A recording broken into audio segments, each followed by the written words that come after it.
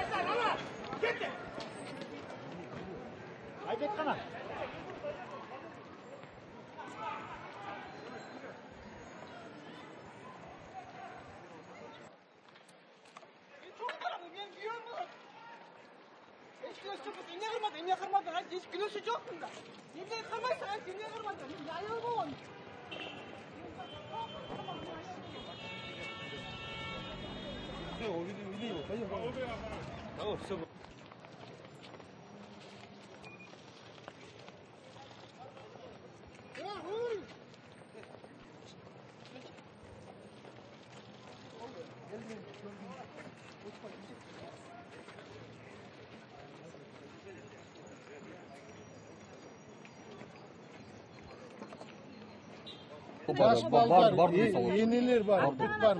Бүт бар, көтіп тұрышқан шыны бейлік атайып алды. Bir malda çok oluştu, гражданчан балдар gelişti. Dağı taş menen ırgıtıştı, suunu ırgıtıştı, özdörü ırgıtıştı. Edana ellerden içip bitken suların, yani baklашкаларын ала салып ыргытышты. А потом уже милициялар келип, арасынан тер балдар жүрүп-жүрүп жана таш ыргытып аткан балдар чакырып кетишти биздин арабыздан. Алар биздин арабызда гражданчан менен келишип жүрүшкөн экен, милиция кызматкерлери өздөрү. провокация кылышып атайы бул эмне кылып элдик эме кылбаш Бул эми туура эмес. коркутуу деп атышат. Биз эч кандай эчтеке жок, тынч эле келгенбиз, тынч эле турганбыз. Согуп эки балабыз эме ровододо Первомайский ровододо жатышат. Эки баланы ичке аябай урушкан экен, чыдабай атышат. Скорый чакырталса да чакырбай атышат. Өлбөйт аларыңар дептир.